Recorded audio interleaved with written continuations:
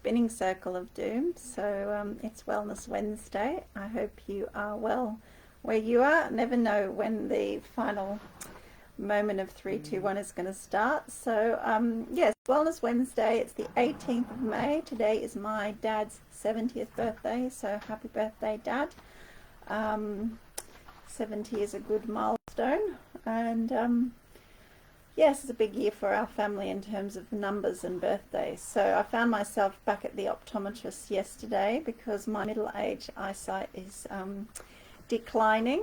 I think that I know the reasons for that, but when you find yourself buying a magnifying glass for yourself to read the back of boxes and small print, you know it's time to get your eyes checked again. So this was a gift to myself a few weeks ago.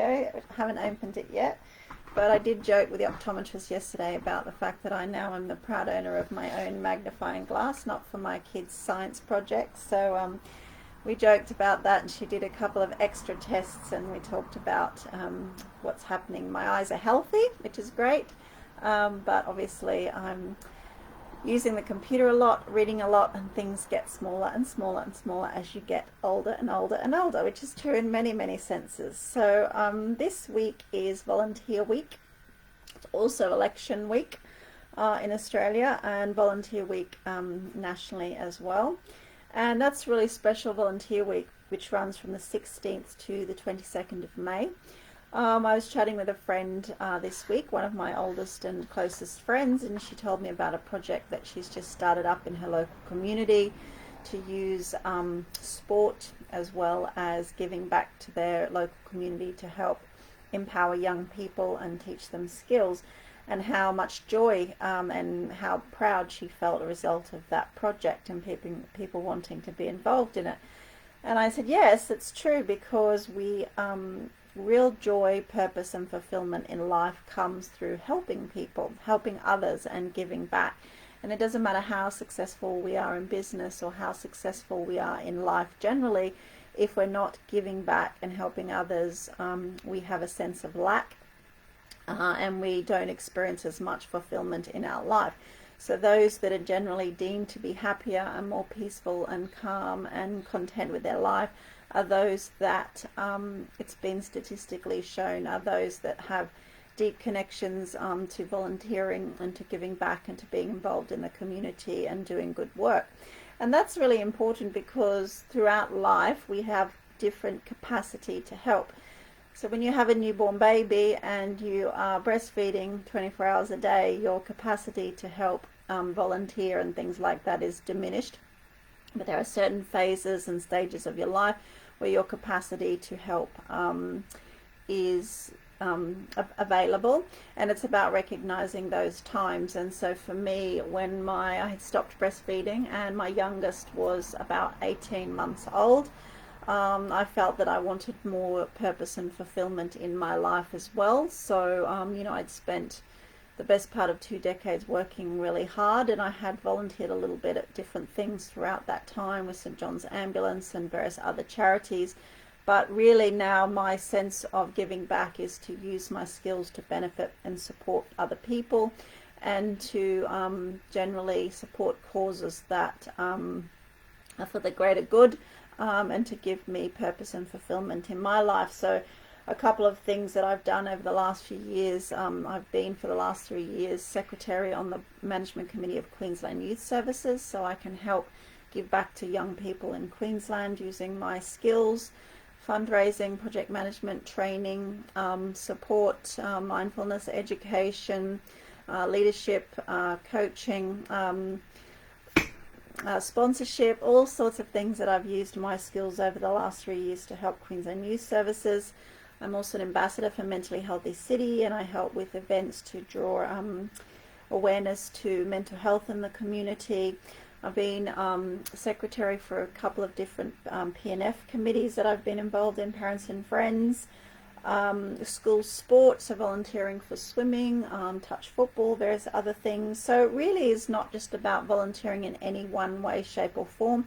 There's many, many different ways that we can volunteer, that we can give back. We can use our skills, our voice, our money, our time to help others. So this year a big thing for me obviously has been to support my friends in Ukraine with fundraising, as well as time, sharing stories, giving back, helping. So that's really taken up most of my free time this year, but I'm delighted to be able to do that, because I recognize at this point in my life I have capacity to help them, and I also have the knowledge and the skills, and using that to benefit others. So when you see direct impact of something that you've done, so we raised $19,000 2 weeks ago here in Townsville to help Polish people help Ukrainians, you can see directly that that's going to impact a large number of people. That's very fulfilling, and it's also a very, very important cause. So that's been beautiful. But there's other things. So you can donate stuff. I give a lot of my books to charities as well as libraries, and free talks and free support. So there's so many different ways that you as an individual can give back. And there's a poem that I remember from childhood, from boarding school actually, which was like a prayer we would read out, and it's called It Shows on Your Face. So I thought I'd share that with you. You don't have to tell how you live each day. You don't have to say if you work or play. A tried trip thermometer serves in the place. However you live, it shows on your face. The false, the lies that you bear in your heart will not stay inside where it first got the start. Blood and muscle are thin veil of lace. What you wear in your heart, you wear on your face. If your life is unselfish, if for others you live, not how much you get, but how much you give. If you live close to God and His infinite grace, you won't have to tell it. It shows on your face. And that's really important for me, because I think that, good people radiate from their heart as well as their face. So that's a little reminder to me, when you do good things, it shows on your face. So you can all bear that in mind. It's a very special poem. So yes, been doing a little bit more running. My distances have increased. So in the last month I've done 3 half marathon distances, and this Friday I am planning and will do run 35 kilometers. So that's a big goal, to get 35 kilometers under my belt. The longest I've run so far is 28 kilometers.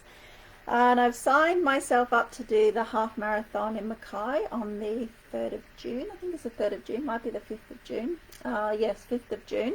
And I'm looking forward to going to Mackay, which I haven't been to probably for more than 25 years.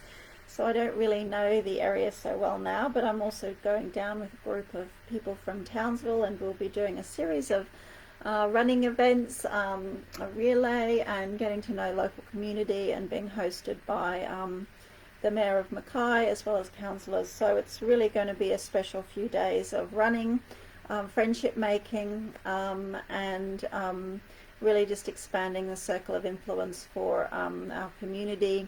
Hopefully get to meet Robert Di Castello, who's one of Australia's most famous runners, male runners, and marathon runner, and sharing in some stories from our region too. So I'm really looking forward to that. And so month to month I've been building up my distances, and it's only going after the Marina half marathon in Mackay. It will be 1 month to the Gold Coast Marathon, so the 42.2 kilometers. I asked myself week on week out if I will have the endurance in my legs by then. I'm confident that I will be able to do it. It's not going to be easy, obviously, but I can just have faith that there's time, and I'm doing it for fun at the end of the day. So that's something also to look forward to. So as a result of the work that I've been doing to help Ukrainians, plus my marathon training, plus my work projects, which is a lot of long hours putting in on that, my writing projects this year kind of got shelved. So I had 3 books that I was working on late last year and early this year, and then when the war started in Ukraine, I shelved my writing projects and thought I will pick them up again after the war. So those 3 books are still sitting here on my laptop waiting to be brought to life. But there is some events in August, and I've been invited to do some readings at schools in September, October. So I'm hoping to have at least one, if not two, of my new books finished by then. So I feel that after I've achieved my marathon on Sunday the 3rd of July, I will turn a little bit more attention back to my book writing and finishing the publishing process. But yesterday I had the pleasure and joy of sitting down with Elizabeth Kempster, who wrote this book, Memoirs of a Jersey Girl. So Elizabeth grew up on Jersey Island, which is between kind of England and France. Their island was occupied by the Nazis in the Second World War.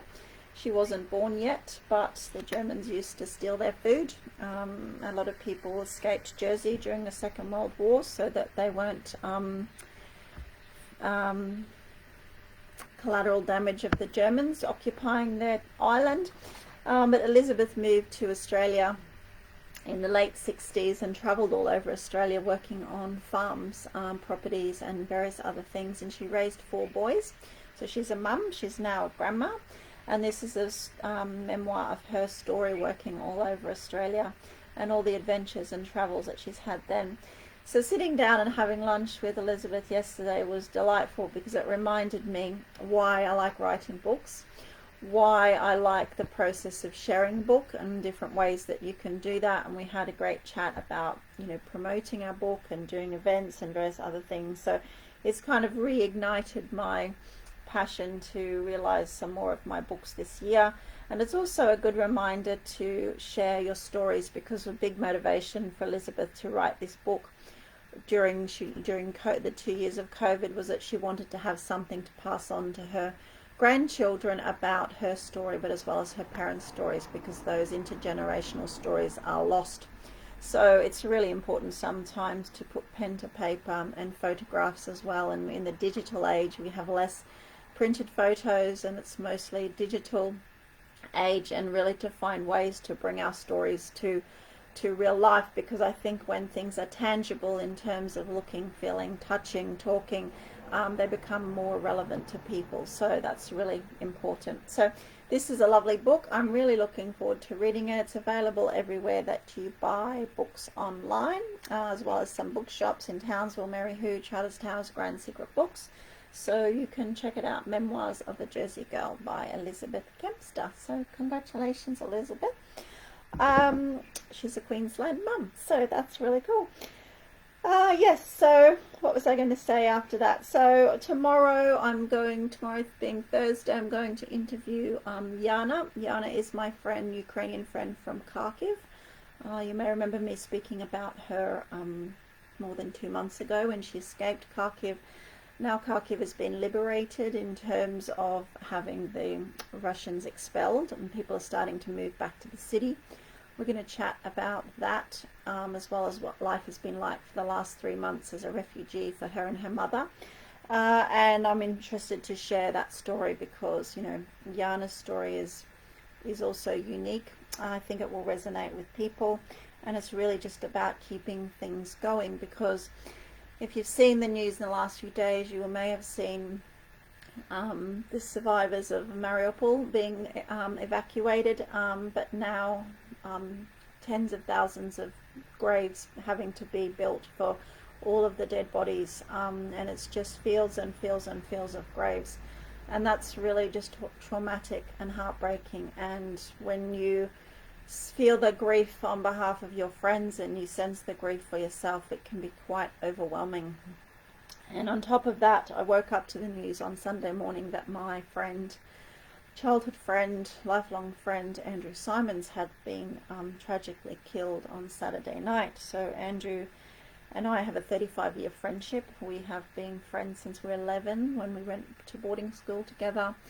We went to class together, we played sports together, and throughout that 35-year friendship, wherever I was in the world, wherever I happened to be living, whether it was Brisbane, Gold Coast, UK, anywhere, Andrew, and when I moved back to Townsville, seeing Andrew in all different areas of my life over the course of the last 35 years, and having that shared memories, and joking about being grey-haired parents later in life and all of the wonderful good memories that we have. To me, he wasn't Andrew the cricketer or Andrew the fisherman or Andrew the larrikin.